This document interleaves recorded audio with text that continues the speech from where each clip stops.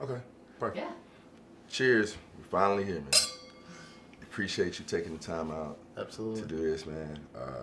You know, we talk a lot all the time, but I think people need to know who you are, where you come from, your background, and how we collab in the marketplace to make this world a better place, and how intentional we are about doing that.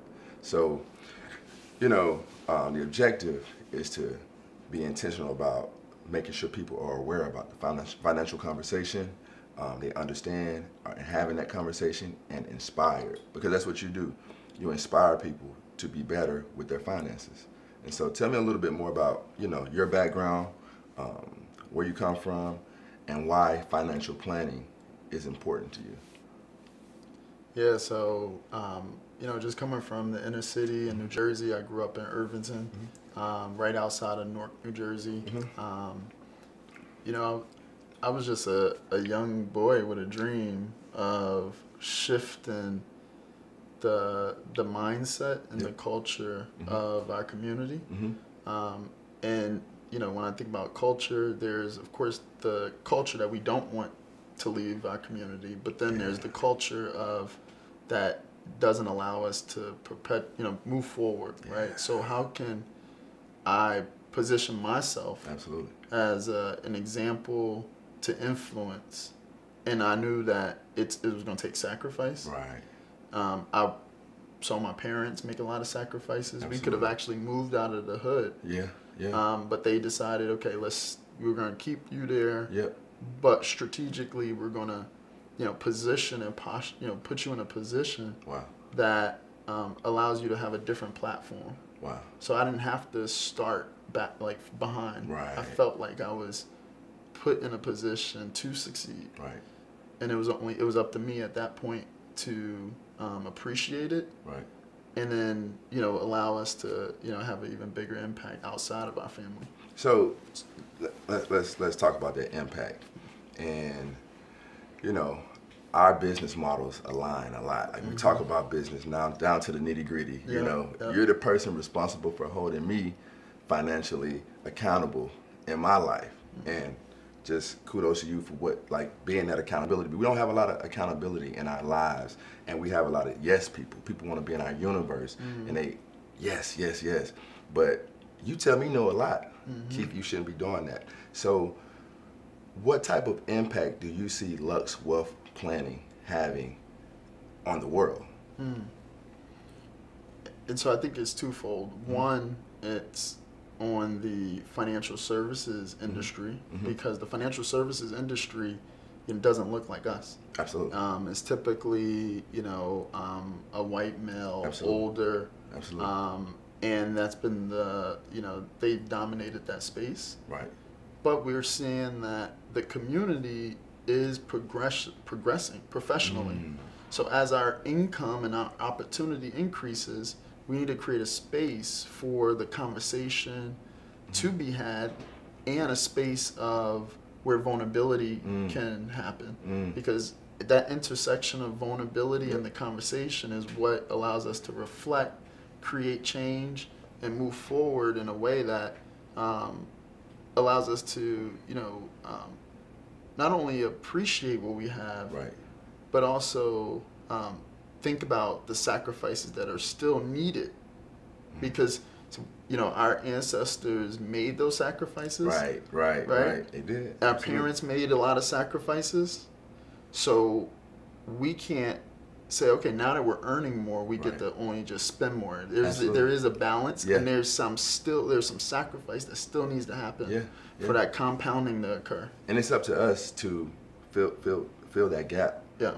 That's needed out there. We're the voices, right? We're the voices. People come to us for advice all the time, and it's almost our duty to give that back, right? And when you talk about sacrifices, we're sitting here now in your luxury 4-unit building, probably the best 4-unit building in Northeast DC. Can you talk a little bit more about, we went through the process together, right, but your mindset on, you wasn't budging on, this is what it was since day one. Right. Why was that so important for you?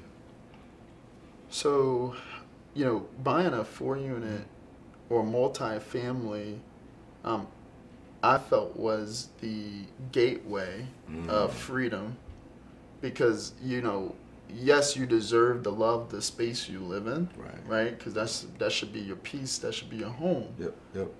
However, you know, as I connect back to our family's vision, Yeah. that's what allowed us. I said, okay, how do I get creative about still enjoying and creating a space, the get piece, but at the same time not at the detriment of our vision. So I couldn't allow a home purchase to put me in a position where we can't continue to progress forward at the pace and rate we want to. Right. Because I wanted us to be able to accelerate our wealth position. Exactly. Because the more we have, the more we can give. Right. And so that's what this purchase was all about, was basically eliminating our housing costs. Right. So that we can take that traditional 20% thought process around saving to 50 to 70%. And if I could live off of 30%, just imagine how fast we can get to the other side. So one of my favorite quotes is short-term sacrifice for long-term success. So I understand exactly what you're saying about living off that 30%, being financially responsible.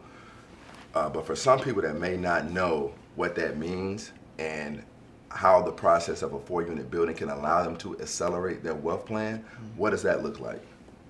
Well, first it was getting in position. Yep. So prior to this, I've never paid more than $1,200 a month in rent in DC. Wow. So first step was I just had a room. So that means that took me being comfortable and okay with not having to keep up with other people. Right. Because I can't do the same thing and expect a different result. So I said, okay, I'm gonna stay in this room. I pay $600 a month. Right. Right. Thankful for my lovely wife. Right.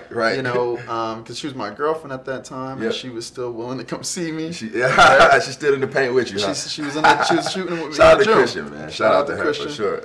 And then we moved to another space, small apartment, paying $1,200 a month. Right. No, it wasn't luxury. Right. But it was a sacrifice. I had my office, my living room, my kitchen, everything was in one room. Right. And that's to get in position. And that's getting in position. Yeah. Because that $1,200 a month allowed me to unlock the cash flow and to be able to, the bank to look at me as a strong candidate. Because, you know, we've been told so much about the you know, lenders and the predatory loans and all of these things. Right. And yes, that still exists. Right. I do believe that. And so can we be very transparent right now? Yeah, absolutely. So we're both self-employed. We both started a company. We had a vision. And let's talk about the challenges we had going through the process as self-employed Black owners. You know, there were some issues that we had going through that process because they didn't believe that you were doing what you said and what you had on paper that you were doing. Right. So talk to me about not only what we went through, but the feeling of that. Right. It was interesting because going through the lending process, you would think that someone is trying, you know, no one wants to volunteer paying taxes. Right. So I had a meaningful income on paper. Yeah. Right. Yeah. And the bank is like, no, this isn't right. Like they're like, you can't be making this kind of money and decide to only pay X amount of rent. Right. And, you know, and they're like, do you have another property that you're hiding in a trust or something? I'm like, no. Right. Like, this is my first home. Yeah. Right? Yeah. And, you know, we were able to go through it, we were able to get through it, but it's mind blowing that still exists. Yeah. But I couldn't even give them an opportunity to allow my own shortcomings to get in the way of that. So the cash flow sacrifice I made, there's no, you can't say I can't have this loan. Right. Or I'm gonna see you in court. One way or another. So. Yeah. And like, give you your flowers for staying in the paint and kind of going through the process and sticking with the process and not giving up. Right. Even through that. Right. Even through that, because you worked hard to get to where you are. Right. And a lot of people want what you have.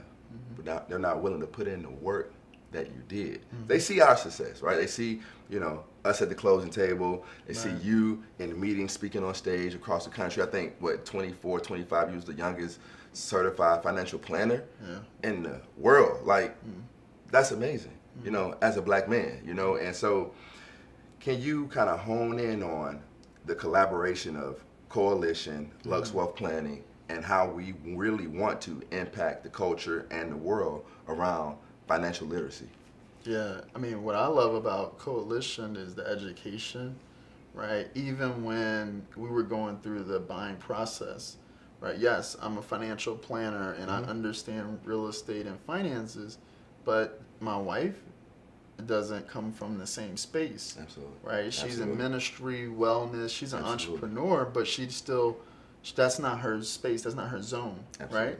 But you were able to bring us to the table together, be able to look through the same lens, partner with us to make a decision that was unified. Absolutely. And you helped us really talk through that and being that bridge. Thank you. For us, and I'm grateful for that. So cheers to you on that. I appreciate that, because I think anybody that's married that. knows that Absolutely. the key is to be on the same page of communication. They're the boss. So it is they're the boss. Yeah. And so I appreciate you allowing us to be able to come to you and get that guidance, and that's what made all of us comfortable at the table. Thank you. And I think right there, like when you talk about comfort, I always tell, and my favorite saying, that going through this process, you got to have peace of mind and good energy. Yep. And I want to make sure I provide that. And you can't put a price tag on peace of mind.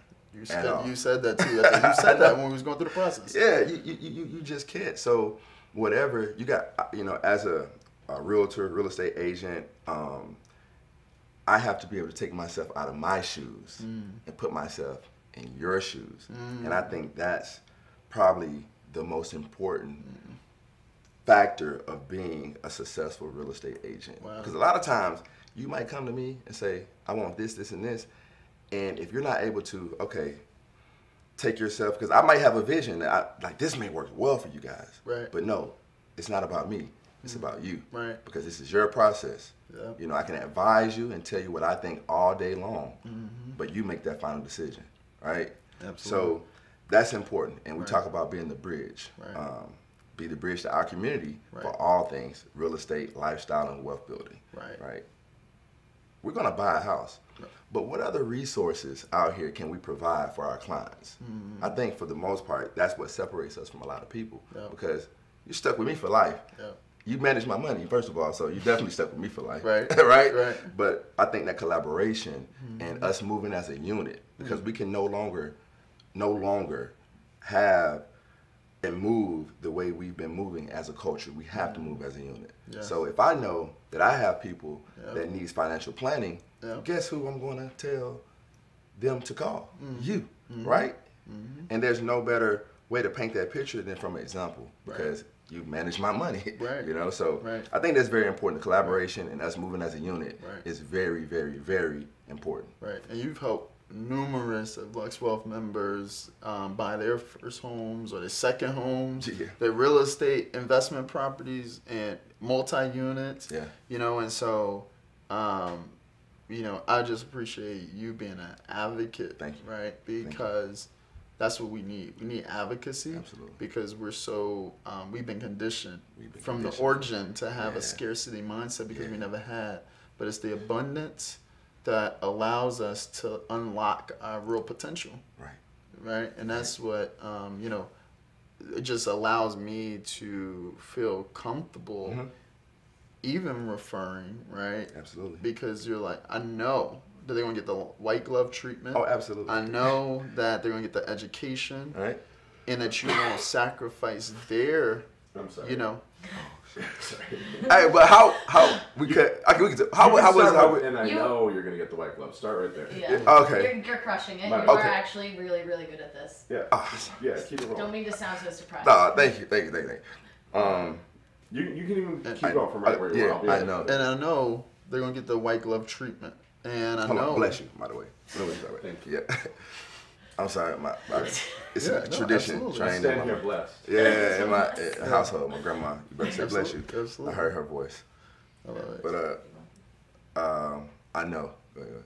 And I know they're going to get the white glove treatment, and they're going to get the education, and you're going to, like you said, sit not across the table, but on the same side of the table.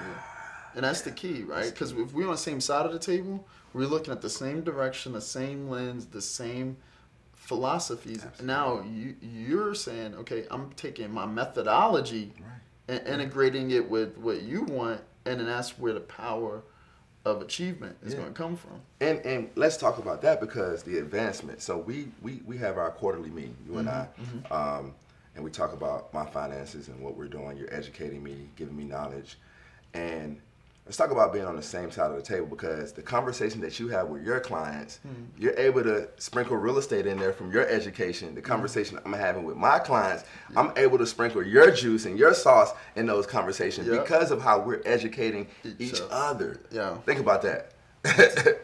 You said it right there. You know what I mean? Think about that. And so that's, to me, moving the ball forward and progressing the culture forward. Because if we don't have each other, if we're not moving as a unit, we can't move the culture forward. And even being able to be humble enough to accept the fact that I don't know everything that you know. Right. Like what you Same. do. You know what I mean? Like Yep. that's your passion. Yep. I have my passion, you have your passion, but I think our passion aligns with being that bridge to help people get to where they want to go. Absolutely. Would you agree? 100%, because they say knowledge is power, right? With action applied. With action applied. So one of the things that we do that I've seen in observation is, I'll tell you something. Yeah. You'll take action on it. You tell me something. I'm like, oh, that's a dope idea. Yeah, Let me go do that. Yeah, right? Like, yeah. even when we was talking about cost segregation, Oh, yeah. all those things, and say, okay, cool. And what's crazy is I'm going through this, that process, looking at cost segregation. I go in my mailbox, right? Yeah. I needed the settlement document, right? Yeah. And Coalition, y'all don't have to, but y'all sent me my settlement document, so now I ain't got to go find it. You just did. You was bridging again, right? And that was the cool part, because it just happened. It was just like, oh wow, okay, this is what I needed to solve this problem. Yeah. So I purchased this property a year and a half ago. Yeah. But y'all still helping me at this point. Y'all already got paid. Right. So it's not like you really have to do that. Exactly. But it's that constant, it's because it's a relationship. You look at the longevity of the relationships. And people who look at longevity of relationships don't sacrifice short term for short, like they're not looking at, oh yeah, I can get this quick hit. Yep. Because that's just a path of short relationships. Absolutely, big time. I tell, so when agents say, hey, Keith, I want to get into the business. I want to be a real estate agent. And they say, Keith, what should I be learning, or what should I be doing? And I tell them two things. I say, number one, if you're getting in this business for the check, this is the wrong business to be in. It's too hard. And I also tell them, it's too hard. And I also tell them, hey, I don't sell houses. Like, I build relationships, and the result of me building relationships, that's when the houses will come, right? And I think that the relationship building piece, across the board, and we talk about being on that same side of the table, we have those resources, and those resources we're able to provide to others, which is very important. And so from a Lux wealth planning standpoint, what's your vision, man? What do you see in the future? Yeah, so the vision is building an organization that is, we have offices all across the country. It's diverse. Yep. Okay. It reflects the communities we serve. And we're able to create an opportunity not only for our members, but also for the advisors that work with us, right? Oh, wow. Because if we help to grow advisors, because I can only do but so much by myself. That's just the reality. Oh, absolutely. Right? And so the only way to expand my impact is by helping other people like me who want to build something special and make an impact on their community and their families. The more I do that, right? Then that means the more families we help. Ha. So it's like it's not a 1 + 1 = 2. Right. 1 + 1 = 3, 4, 5. Man. And so how do we do more of a multiplication, not an addition, right? Yeah. And so when I think about that, it's like how do we provide also a concierge family office-like experience? Because that's what happens in other spaces, like people who are wealthy, Right. they have a team around them. Right. They're not just like talking to one person. Yeah. Right. Yeah. Like yeah. they have a team around them, and we want to be able to be the quarterback. Right. Right. Right. Because we understand these different teams and the correlation. Right. But how do we help to make a world that can be very complex, also very simple, so that that action occur, so that we don't have analysis paralysis as a community. Right. Because right. there's at least one person at the table who has your back. Even if you don't have 100% trust yet in those other people, Right. if you know one person is at the table who has your back, you at least know that there's some accountability built into your team. Right. Right. And that's what we really try to, that's what we really create for our members now. So I heard you talk about trust. I heard you talking about family-like, and me being from where I'm from, Mississippi. Yep. You talk about that family, and we talk about our businesses, like even to the nitty-gritty of like leverage and creating an opportunity platform for other agents to come in and be successful and things of that nature. So like you're creating an opportunity platform for other advisors to come in and be successful, and you're creating a model that's going to live longer than you, right? And I think that's the key, and that's very important. And when you're talking about when you're able to transfer that over to your clients and help them understand, they're going to be able to build a legacy that's going to live longer than them. Absolutely. And so combining those two, when you from the fulfillment standpoint, like how are you fulfilled? Like what is truly fulfillment for you in your area of business? Yeah, so I'll give it like this. I was having a conversation with one of our advisors on our team, and she was explaining to another advisor, or a new advisor on our team, and just sharing about her experience and her appreciation of this integrated learning process where we're not just like, go figure it out. Right. We're like, hey, come partner with us on this journey. You can, see what success looks like. Right. And then you model that. You build up your confidence. You build up your education. And then you'll impact more families. Right. And, and she was saying that the thing that she appreciates the most is that I provide a space for our members to make their own conclusions. Wow. Like, somebody was asking me the other day, like, like, should I get rid of my crypto, currency? Right. And I'm like, I don't advise her because it's not a security, so I can't give a specific investment advice there. But I said, well, why did you buy it in the first place? Yeah. Right? Yeah. Like, did that change? Yeah. Why you made that decision is the root in which you always have to go back to. Right. And then how does that connect back to your goals and your plan? You can't let the environment, economic environment, to drive your plan. Your plan drives how you react. Powerful. Being able to help her put it into context, because the context is what allows people then to make a thoughtful decision. Right. That no matter what the result is, they can then be comfortable with that decision they made. Wow. Versus in reflection saying, man, I wish I would have did something different. Right. So let's talk about, what's going on in the economy, with the economy today. We got interest rates rising, right? Yeah. Inflation, 8%, going up. And I know there's some things you can and cannot say on camera, being, the person that you are. Right. But in simpler terms, for educational purposes, that's why we're putting this video out. I want people that's watching this to be educated. So talk to me more about what you think about what's going on in the market today, not just from a real estate perspective, but like where people are putting their money, because this crypto, like the last 5 years been crypto, And it's been silent recently. It's been silent, very silent. Right. So thank you for telling me not to do what I was going to do in the beginning, right? Yeah. So talk to me more about what you think people should be doing, why you think what's going on is going on, and your advice is your advice. Yeah. So general, like just from an education perspective, the way I look at the economy is always from an opportunistic lens. I never look at it and play the victim. Right. Like, oh, this is happening to me. Right. Because everything happens for a reason, and there's a cause and effect relationship for every decision that's made. And everything happens for you. Yeah, everything happens for you, right? And so how do I posture myself? That's the first key. What's your posture and how you're interpreting information? I always say, like, don't allow the media to because the media gets paid to put fear in you. Yeah. And they know fear and greed is what drives behaviors, right? Yeah. So if we could help people to come back to the logical side of the brain, Right.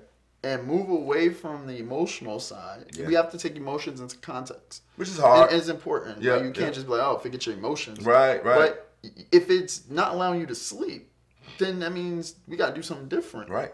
Right? Right. Sometimes we got to minimize the impact in our decisions when it comes to, like, selling during a down market and things like that. But it's all about minimizing the leakage. We all have leakage in our life. Yep. And imagine a bucket, Yep. right?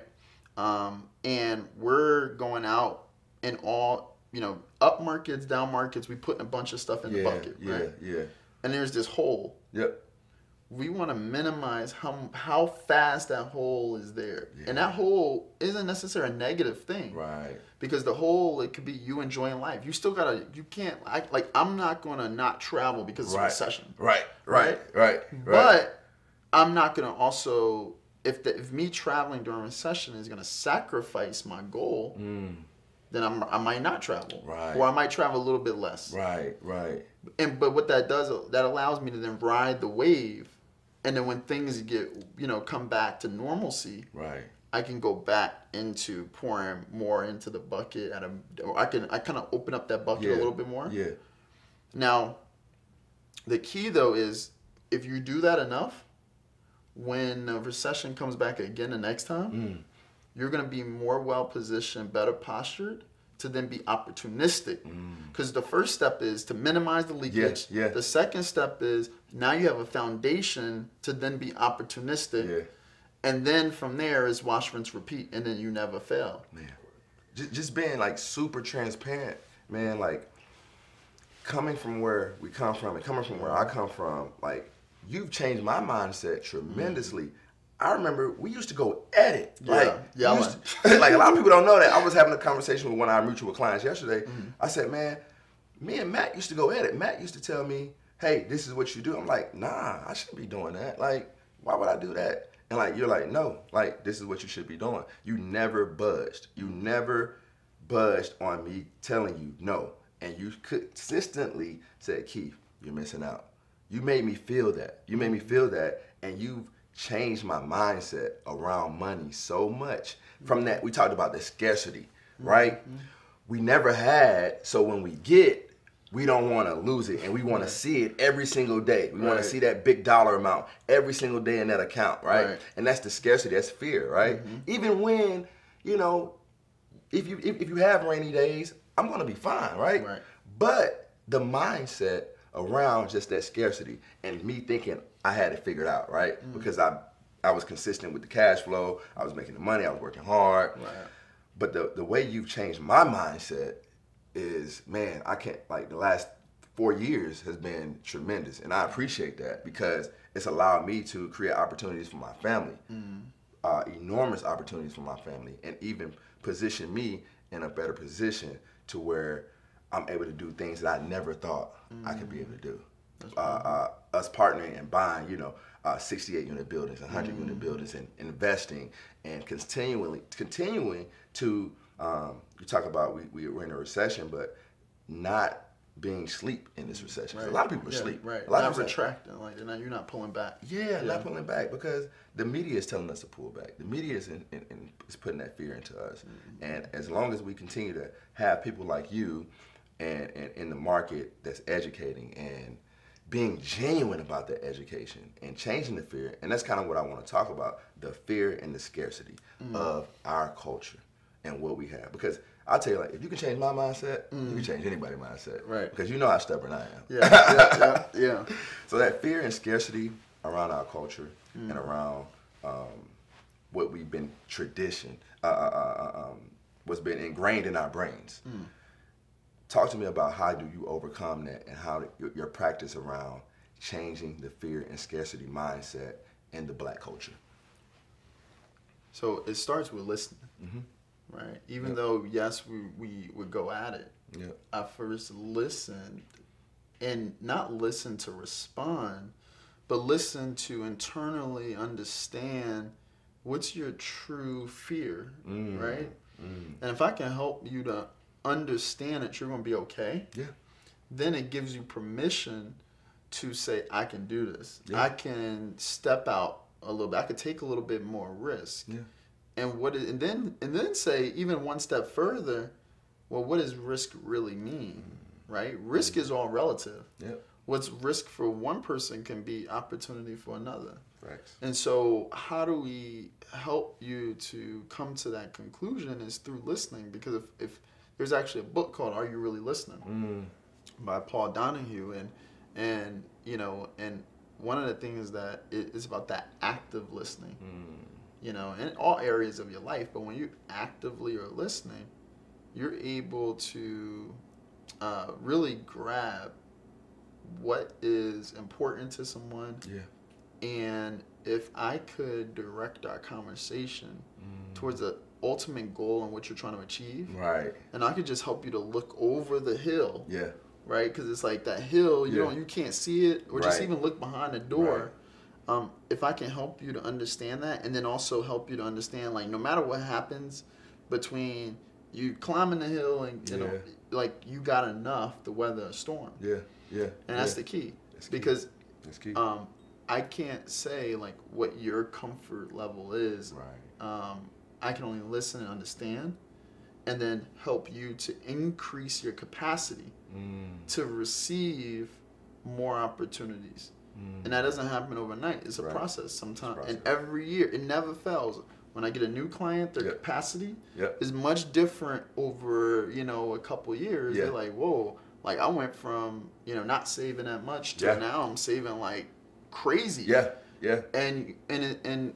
at the same time, we want them to understand that once we get to what we call our sustainable spend rate, then you can go spend more. Sustainable spend rate.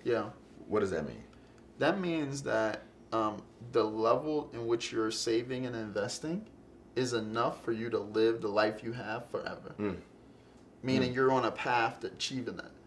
But if you're not saving enough, every time you earn your income, until you reach that sustainable spend rate, you can't increase your lifestyle. You have to stay there.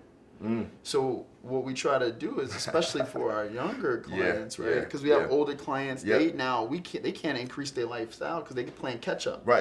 So benefit of hindsight, and foresight, I'm like, okay, how do I bring the future to the present? So when people are making decisions, they can feel either spend their money guilt-free, or they need to bring it back, you know, and they need to understand. So it's one of the cases, but our goal is not to tell people, like, you can't live, because that's this. I mean, Luxworth, like, that.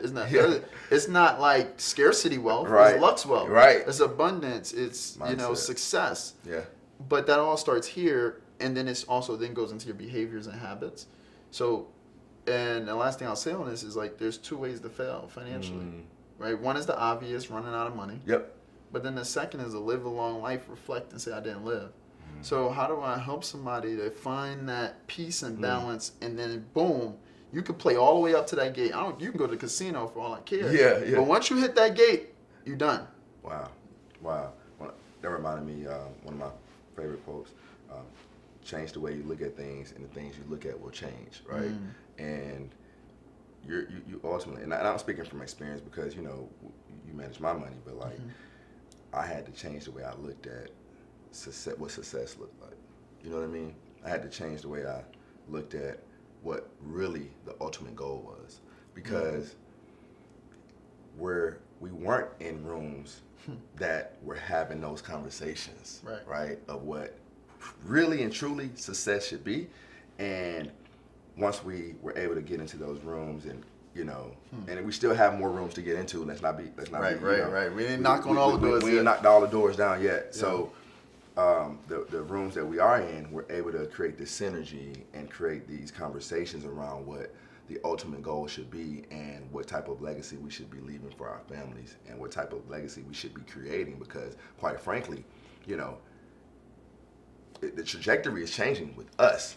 You know what I mean? The trajectory is changing. Like, we don't come from money, right? We didn't get a lot passed down to us, but we got the foundation of the family part. We got the foundation of be a good person. We got the foundation of, you know, help people and be the bridge. And I think that right there, when people talk about, well, nothing was passed down, no money was passed down, but that mindset of helping, coming from a place of contribution that was passed down to us, is the reason we're creating and changing the trajectory of the next generation that we bring into this world, right?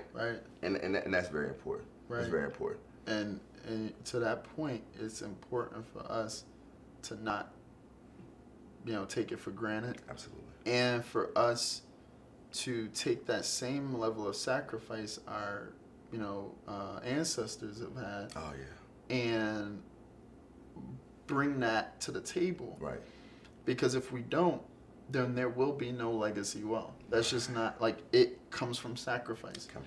And it comes from, once you achieve a certain, there's a diminishing return on spending money. It really is, right? It's like, you know, economics, when they talk about you eat that extra donut, right? You eat that extra donut, you're not getting more fulfilled. So there's this point of like, okay, when is enough enough? When is enough enough? And not to say enough, like you can't keep, you know, increasing your lifestyle, because I will get that Ferrari, right? I know you want that Ferrari. I don't want it, but I'm not going to do it at the expense of my legacy. Right. That happens once I know I'm on a glide path towards that. At my minimum, like 100 million, that's my minimum. I will not die with less than 100 million on net worth. That's my minimum. But if my game plan and my strategy and my habits and like truly mathematically don't suggest that that's going to happen, I'm not getting the Ferrari. So that's just a conscious effort of being connected back to the vision, understanding your framework in which you make decisions, and then I'm using math to your advantage. And that's where that partnership comes from. Is like, you know, if you're not good at math and you don't like numbers, well then maybe you probably need a financial advisor. Right. So. Exactly. So as we wrap up, and we've talked about a lot today. We talked about a lot. Appreciate you. But why real estate being a part of the wealth building opportunities? Why real estate? So one of the things I always like to share is that concentration builds and accelerates wealth, and diversification preserves and grows wealth, right? So when I think about, you know, our wealth picture, I think about it in 3 segments: home run, aggressive, safe, right? And I look at real estate and business ownership as the home run opportunity. I look at the aggressive segment as diversified portfolios. I look at the safe segment as cash and other alternatives, right? But through that concentration through the real estate, I'm able to create multiple opportunities through cash flow, appreciation, tax advantage strategies that then help to support the other segments. So it's how do I, you know, really coordinate these things to enhance the overall wealth picture, and then also create some predictability as well, because real estate's been, you know, if you look at most successful people, that's a big part of, you know, their wealth picture, right? So what do they say? You follow the things that other successful people do, right? In your own context and situation, but being able to, for us, you know, for my wife and I, we felt like, you know, even our, you know, this real estate transaction you helped us with the 4-unit, that was the key to unlock our opportunity to double down on our mindset that we already had a certain level of a mindset and sacrifice.